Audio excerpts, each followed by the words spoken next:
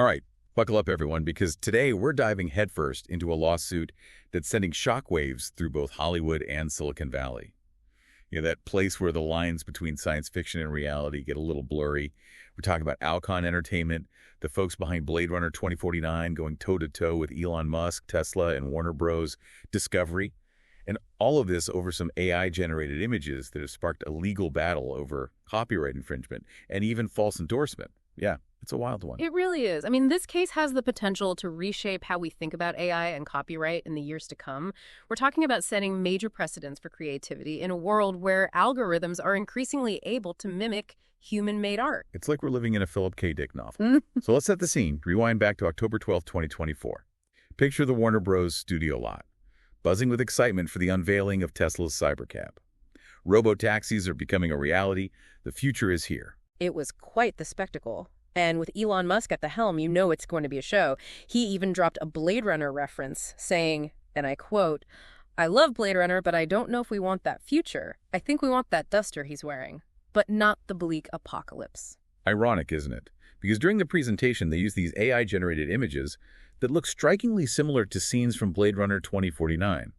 Specifically, there's one with a man in a trench coat overlooking a dystopian city, all rain-slicked streets and neon signs. It's almost as if they took the film's aesthetic and just plugged it into an AI art generator. But here's the kicker. Alcon Entertainment, who owns the rights to Blade Runner 2049, explicitly denied Warner Bros. Permission to use any material from the film. They said, no way, not for this. And their reasoning. They cited concerns over, well, how do I put this delicately? Elon Musk's, let's say, unpredictable behavior. They actually use the words massively amplified, highly politicized, capricious, and arbitrary behavior. It's not every day you see that kind of language in a legal document. So naturally, Alcon Entertainment filed a lawsuit on October 21st, 2024 in a California federal court. And they're not messing around. They're alleging direct and contributory copyright infringement, as well as false endorsement. That's a pretty strong legal strategy. Essentially, they're claiming that Tesla ripped off their imagery and then implied an endorsement that they never gave. Yeah, it's like crashing a party, stealing the decorations, and then telling everyone you're the event planner. To win this case, though, Alcon has some hurdles to clear. For the copyright infringement claim, they need to prove that Tesla copied protected elements of Blade Runner 2049. It's not a simple case of, did they copy the entire movie frame by frame? Exactly. It's more nuanced than that. They need to demonstrate that those AI-generated images are substantially similar to specific protectable elements of the film. It's not about a generic futuristic city. It's about whether the AI captured the unique aesthetic that makes Blade Runner 2049 so distinctive. So they're going to have to argue that the AI didn't just conjure up any old dystopian city, but one that's distinctly reminiscent of the Blade Runner world. That's going to be interesting to see how they prove that in court. It raises some fascinating questions about how copyright law applies to AI-generated content. Imagine if an AI wrote a song that sounded almost exactly like, say, a Beatles classic. Where do we draw the line between inspiration and infringement? This case could have major ramifications for how we think about creativity in the age of AI. Yeah, it's a real Pandora's box. If Alcon wins, companies might become super cautious about using AI to create anything that even remotely resembles existing copyrighted works. It could stifle innovation. But it could also push AI developers to be more creative, to push the boundaries of what AI can do. Imagine AI that can generate truly unique content, not just variations on what humans have already created. Now, that would be a game changer. Let's talk about this idea of false endorsement a bit more. What exactly does Alcon need to prove to win on that front? They need to convince the court that Tesla, by using those Blade Runner-esque images and with Musk's reference to the film, created this false impression that Alcon was somehow on board with the Cybercab. They'll argue that Tesla intentionally leveraged the Blade Runner brand to make themselves look cooler, more cutting edge, and ultimately to sell more cars. So it's about establishing a connection in the audience's mind between the film and the product. And given that Alcon explicitly refused permission beforehand, they've got a pretty strong argument. It definitely adds weight to their claim. It's like saying, we wouldn't be caught dead endorsing this and having your likeness plastered all over the event. This whole situation is like a Venn diagram of tech, law, creativity, and even celebrity culture all colliding. It's a case study in how these worlds are intersecting in the age of AI, and it's only getting more complex. Absolutely. And it brings up so many ethical questions that we as a society haven't even begun to fully grapple with. But before we get into the ethical maze, let's stick with legal arguments for a bit. Alcon is really focusing on two key points: the similarity of the images to Blade Runner 2049 and this alleged false impression of endorsement. Right. It's going to be fascinating to see how they break down each of those points in court and what evidence they present. For the similarity argument, they're going to have to delve into the nitty-gritty of what makes the Blade Runner aesthetic so unique. They're not just saying Tesla stole the idea of a futuristic city. They're claiming that specific, identifiable elements were copied. Like, you can't just borrow the chorus of a song and call it your own, right? Exactly. And with AI, it gets tricky. How do you determine what's substantially similar when you're dealing with an algorithm that's been trained on a massive data set of visual information? That's a question that's going to be at the heart of this case. And for that false endorsement claim, they're going to have to really demonstrate that Tesla intentionally created this link between the film and the car in the minds of the public. They'll likely present all sorts of evidence, social media posts, news articles, maybe even market research data, all to prove that Tesla was deliberately trying to ride the coattails of Blade Runner 2049. It's shaping up to be a legal battle for the ages, folks. We've got Hollywood glamour, Silicon Valley disruption, AI pushing the boundaries of creativity, and copyright law trying to keep up with it all. This is one to watch, and we've only just scratched the surface. Stay tuned, because in our next segment, we'll be dissecting Tesla's potential defense strategies and exploring what this case could mean for the future of AI and the creative industries. We'll be going even deeper into the potential outcomes, the ethical dilemmas, and all the philosophical questions this case throws up. Trust me, you won't want to miss it. Welcome back, folks. Where we left off, we were getting deep into how this case might actually rewrite the rules for AI and creativity. It really underscores just how tricky it is to find that balance between, encouraging innovation and still safeguarding intellectual property rights when algorithms can basically churn out content that looks and sounds, well, remarkably human-made. It's true. It's like we're in this uncharted territory where the line between what a human creates and what a machine spits out gets blurrier by the day. And this case is right there on the front lines of that debate. Precisely. So let's unpack some of those potential legal arguments that Tesla might use to push back against Alcon's claims.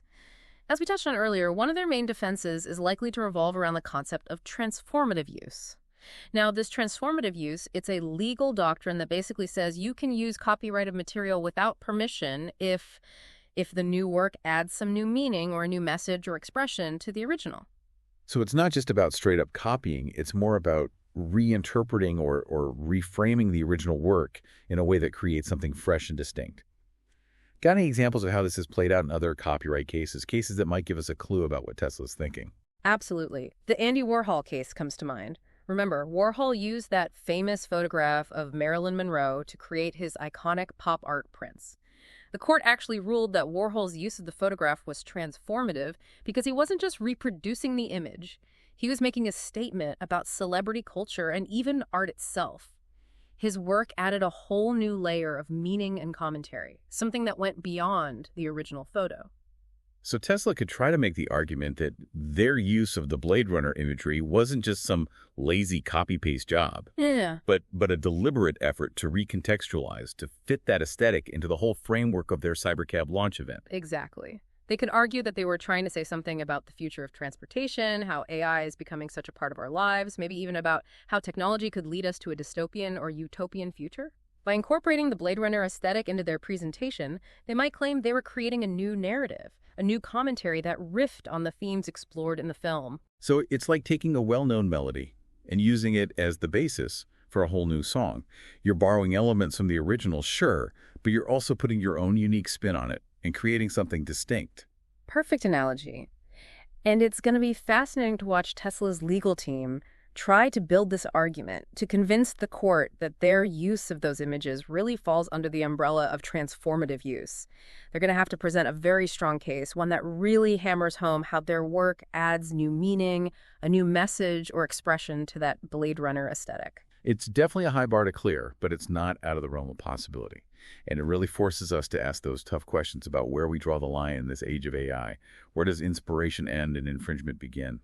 AI algorithms are trained on these vast data sets of images and text and music, so is it even possible for them to come up with something truly original?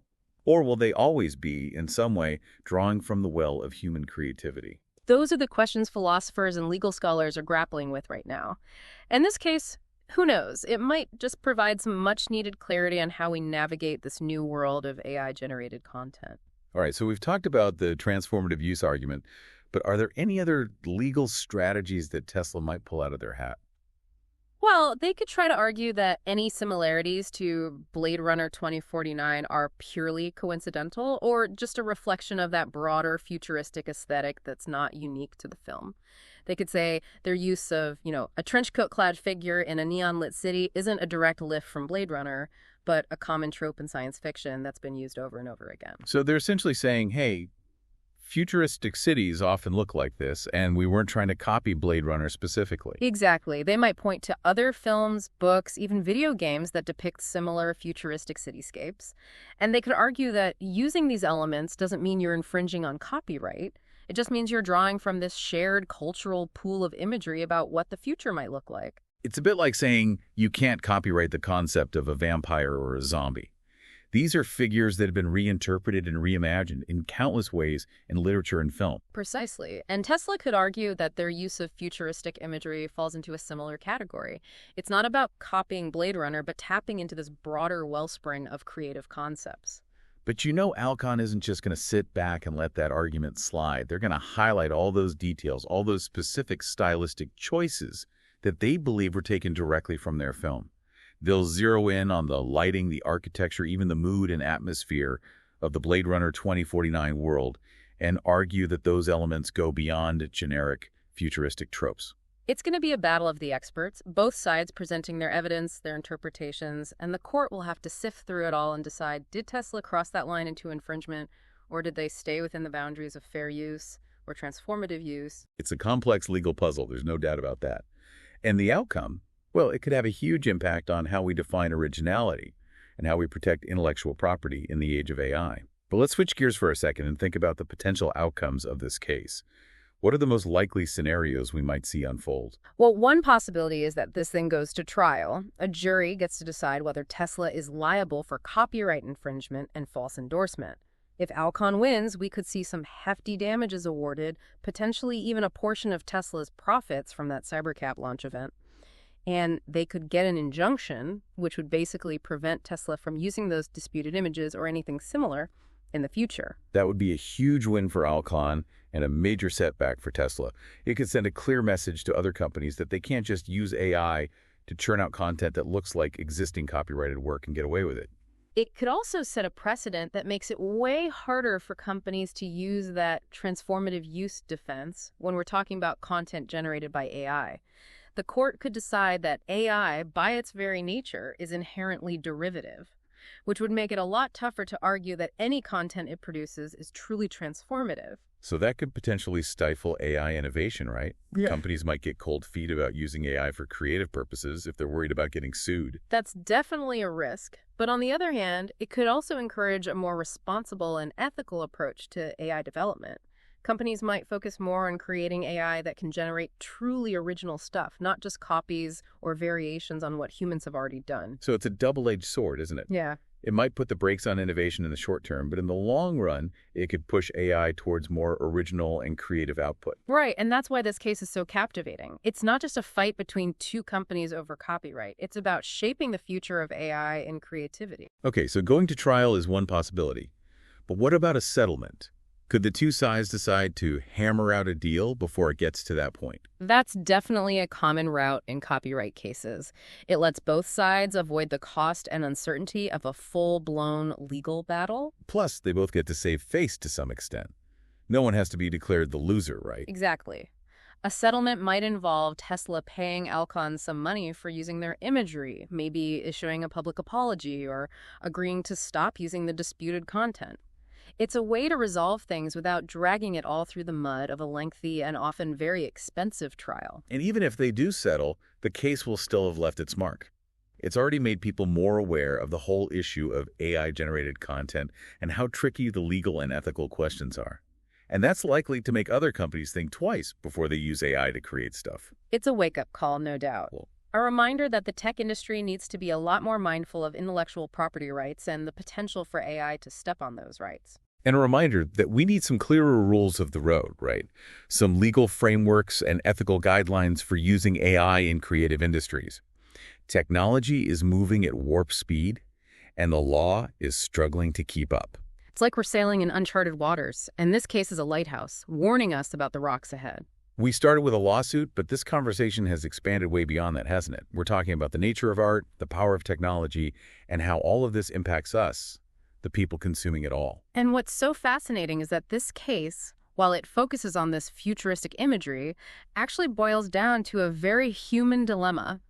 How do we deal with the unknown? How do we embrace these new tools without losing sight of our values, the things that make us human? And those questions, they're only going to get more pressing as AI keeps evolving. This case, it gives us a framework to start having those conversations. But before we dive into those broader societal implications, let's zero in on the legal arguments around this false endorsement idea. This is where things get really interesting for Alcon Entertainment. Because they're not just saying Tesla used their imagery without asking, they're saying that Tesla used it in a way that made people think Alcon was giving the Cybercab a thumbs up, which they weren't. This is a pretty big deal because it goes beyond simple copyright infringement. It gets into issues of brand reputation and even consumer deception. So it's not just about protecting what's theirs, their intellectual property. It's about making sure their work isn't being used to sell something they don't support. That's got to be frustrating.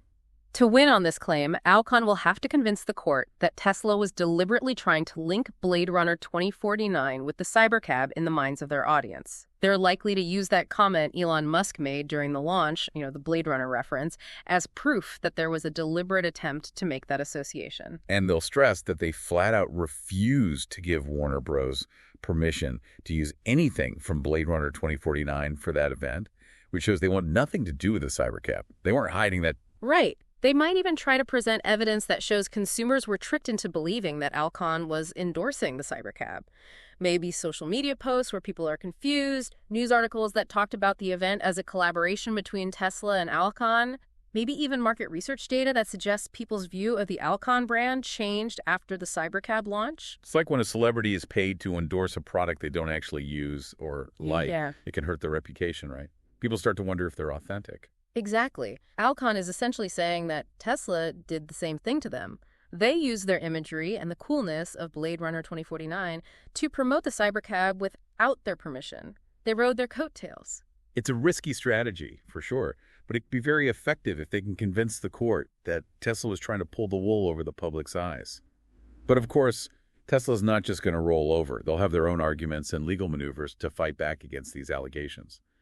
So what can we expect from Tesla's side when it comes to addressing this whole false endorsement claim? Well, Tesla might try to argue that they were just being artistic, that they never meant to give the impression of an endorsement. They could say that any connection people made between Blade Runner 2049 and the Cybercab was purely because of that shared futuristic aesthetic, not some calculated attempt to mislead people. So they're basically saying, hey, we were just going for a cool futuristic vibe, and any resemblance to Blade Runner is totally unintentional.